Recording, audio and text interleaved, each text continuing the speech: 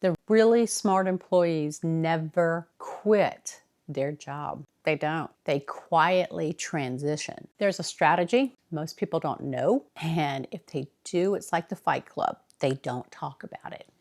It is the quiet exit. And there's rules. If you're sick and tired, exhausted, burnout, over it, if you're Gen X and you're looking for your exit, let's talk. Let me unpack this for you and tell you what the rules are. Rule number 1, don't say a word.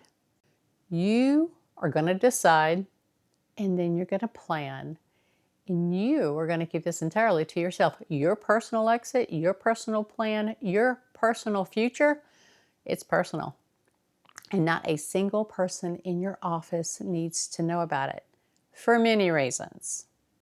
If you were to let anybody know that you're planning your big escape, that you are looking at retiring, early retiring, hybrid, glide down, you're building side hustles to fund your jump, it's going to get around, and you're going to be surprised at how many people, out of envy and fear, are going to start sabotaging you at work. So protect your reputation, all right? So tell nobody, rule number 1, keep it to yourself. Rule number 2, protect your reputation. Not because you're ever going to need another job referral or reference from this company, because this is your last job. This is your final stand. But for your own conscious peace of mind, work ethic, and the pleasure of your ancestors who instilled all of that into you, protect your reputation. Make sure you show up every day and you give your company what they are paying for. You do not want to be remembered as somebody with short-termers attitude that when they looked in the rearview mirror after you made your quiet exit, they could see every toll gate of your plan. So stay steady, rock steady, protect your reputation. Now this next one is going to be your personal survival rule. Check out mentally from all of the office drama and politics. It is no longer your long-term concern if the upper management's making long-term bad decisions. Now, if there's something illegal or ethical, then yeah, speak up. But if it's just power plays and backbiting, bunch of young pups trying to make a name for themselves, just let them. I'm currently experiencing some of this in my own job. It's a little difficult, or in the beginning, it was a little difficult to not speak up and not say, wait a minute, that's going to be such a bad idea. Let me tell you why. I now just take a deep breath, remember my personal plan and where I am going to be when whatever train wreck they're on the route for happens. I'm probably going to be long gone by then. It's on them. So check out, just leave it behind. Find your peace, find your harmony. This is no longer your long-term problem, because your long-term is your personal plan, and they're going to be in your rearview mirror. Avoid the drama. We've all been engaged in our coworkers' lives. We've all got the one who lets their laundry from home fly all over the office, and everybody just eat, not everybody.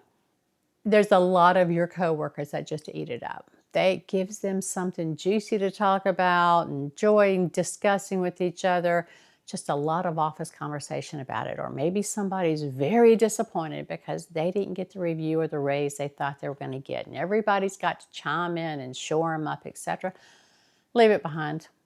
You know, and I know, we've been in our careers, our jobs long enough to know that person probably didn't really deserve the raise or the bonus.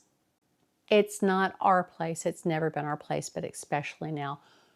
Insulate yourself inside this bubble of personal planning and let it all just spin outside of your existence. You've got better things to think about. You want to stay focused on your task because you're still giving your job 100% of what they're paying you to do.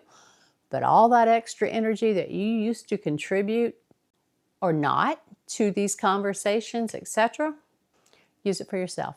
Start I keep a notebook on my desk. I'm jotting down notes throughout the day of, oh yeah, I've always wanted to go to England, Scotland, Ireland, etc. Start using all that extra energy to cast your own dreams and your own future. Something else I do in the cracks at work, and this will be important for you as well, because we all still have the same 24 hours in a day. And if we're giving the job 8, 9, 10 hours of that a day plus commute time, we got very few conscious, energetic hours for ourselves to plan our future. So that same notebook, I'm making note. Something else you might want to consider now is something else you need to decide sooner than later. Not right now, but sooner than later. What type of retirement do you want? Do you want the traditional completely stop working, go off and have no job, no income stream whatsoever? Or are you looking for a hybrid retirement? Something that actually still has some income production, something to go and do. But for those of us who actually want to produce income, because I like it, it doesn't necessarily mean it's my self-worth. It pays for my habit. But I mean, my technology, my next phone upgrade, software that I use for these videos, etc. If that's all it does, it just has me break even on my hobbies, good enough. I would like it to do a little bit more than that, but so be it. So like, subscribe, comment, binge my videos, help me pay for the next tech upgrade I want. So if you are done with the office drama, if you are ready to say goodbye, but you're not quite ready to say goodbye, then let's develop a plan. Let's do a quiet exit. You figure out what your plan is. First and foremost, know your number. What do you need every month in retirement? Start living on your retirement budget. Go down to the description, grab Master Your Money Plan, Basic Budgeting Workbook. Start with what you need today to live, and then do a retirement budget and start living on the retirement budget, putting everything else toward debt or into a cash pile so that you've got what you need when you're ready to pick a date. As you look over calendars and your particular goals, set yourself, and it can be flexible, a date to shoot for. By this date, I want these goals met so that if I'm ready, I can say goodbye soon thereafter or on that date. I personally have a countdown timer on my phone that just keeps showing me every day that if I stay true to my plan, then I will make it to this point in my plan to where if I want to go ahead and quit, hybrid retire, I can do it. But you've got to know what your number is. You've got to know what your plan is. So share this video with somebody in your life that you have heard recently being exhausted and done and burnout, etc. I have lots of videos out here addressing this topic, so binging should not be a problem. I appreciate you. I'm Jenny. I post on Wednesdays and Saturdays. I have a little to say about a lot of stuff.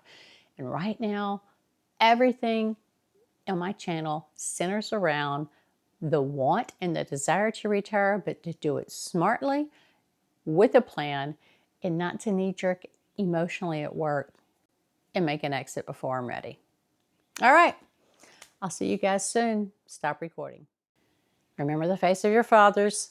Oh yeah, I've always wanted to go to England, Scotland, Ireland, etc. Okay, if I did that all in one trip, I want to do that before I turn 65, 70. I want to do it while I'm still young enough to go kiss the Blarney Stone, etc.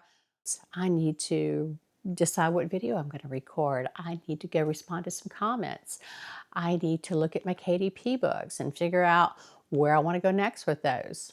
Speaking of which, I have a pen name, Aunt Jenny Adventures. Y'all go check that out. I have the emboldened bookshelf as well. That is down in the description, and so is the Aunt Jenny Adventures, Aunt Jenny's Cabin series. So go check that out. All right, back to the video. Sooner than later. Not right now, but sooner than later. What type of retirement do you want? Do you want the traditional completely stop working, go off and have no job, no income stream whatsoever? Or are you looking for a hybrid retirement, something that actually still has some income production, something to go and do. That's another option. Some of us just want something to go and do, and it doesn't really matter if it produces income. So your choices are limitless. You can go and volunteer, whether it's with a human organization or a pet organization. You could actually do something that interests you and gets your juices going, such as a YouTube channel or writing books or being a tutor or dog walker, whatever you want to do. Combine some of your long-term physical fitness with making some money about being a dog walker. Why not? But you get to choose. If you don't necessarily need the income, you can go make money or not.